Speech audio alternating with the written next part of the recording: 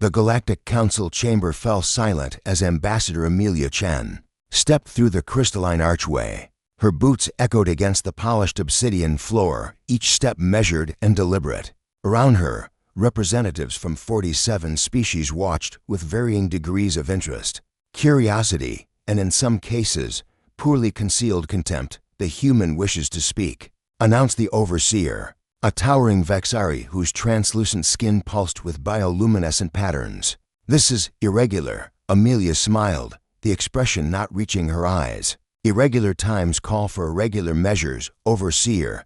In the observation gallery above, Harrison Webb leaned forward, his fingers drumming against the railing. As Earth's military liaison, he'd advised Amelia against this approach. The diplomatic route had failed 3 times already, but Amelia had insisted, and now he could only watch as she walked into what might very well be a political minefield. The cause of today's emergency session sat in the accused's platform, Commander Zekather of the Krillian Empire. His forearms crossed in defiance, his facial ridges flared in what his species considered a display of dominance. "The human speaks of irregular times." Zekather's voice boomed through the chamber's acoustic enhancement systems. "Yet it is your kind who are the irregularity. A young species, barely 2 centuries into galactic society. And already you demand seats at tables reserved for the ancient and the worthy."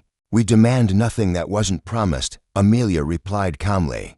"The Treaty of Proxima Centauri guaranteed humanity's right to establish colonies in the outer reaches. Your attack on Harrison Station violated that treaty. An accident." Zekather waved one hand dismissively. "A navigational error. A navigational error that killed 3,000 colonists." Amelia's voice remained level, but Harrison noticed her hands clench briefly at her sides. "A navigational error that involved 3 Krillian warships opening fire on civilian habitats." The chamber erupted in clicking, chirping, and various forms of alien discourse.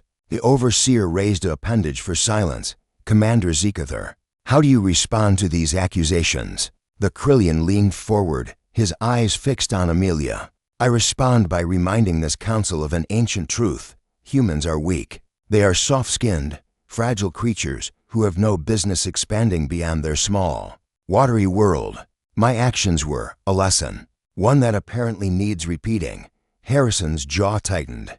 Below, he saw Amelia's posture shift almost imperceptibly. Anyone who didn't know her might have missed it, but Harrison had served with her for 7 years. He recognized that stance. She was done being diplomatic.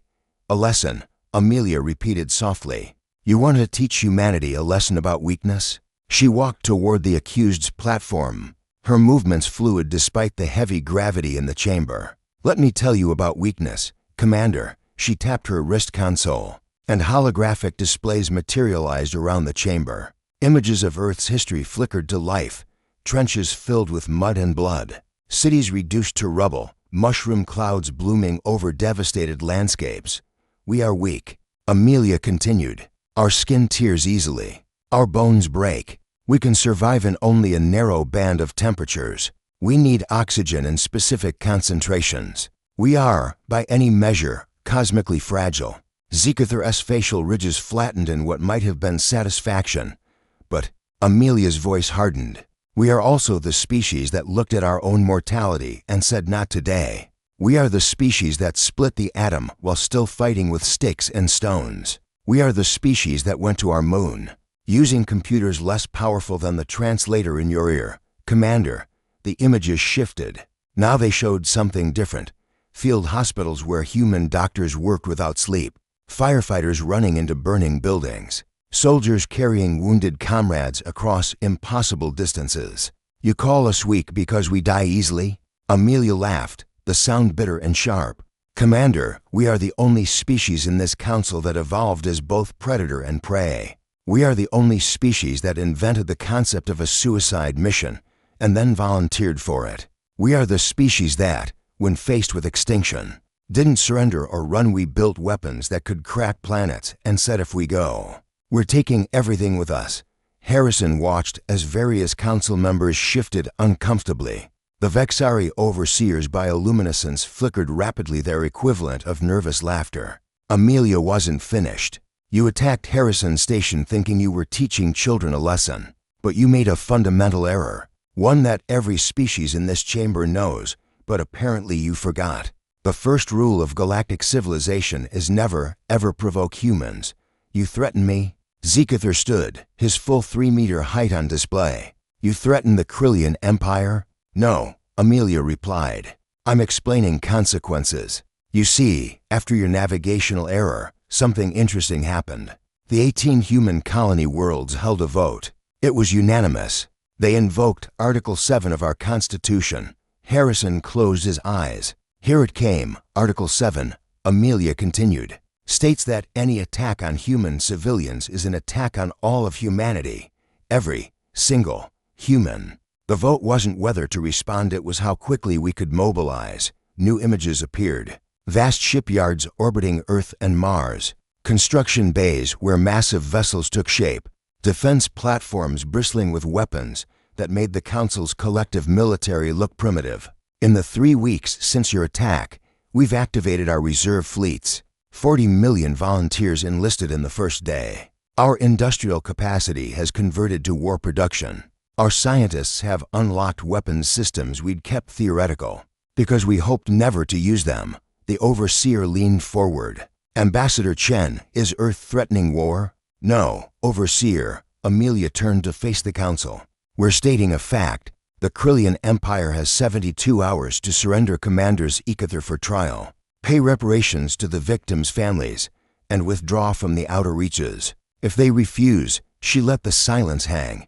You cannot be serious, Zekather sputtered. The Krillian Empire spans 200 systems. You are one world. One world, Amelia agreed. Of 8 billion humans, who just watched 3,000 of their family members die on a live feed. One world that remembers every war we've ever fought. One world that has never, in its entire history, failed to avenge its fallen. Harrison descended from the observation gallery, taking his place beside Amelia. He didn't speak, but his presence and the dress uniform that marked him as a combat veteran spoke volumes. The Overseer's bioluminescence settled into a steady blue. The Council will convene to discuss these developments.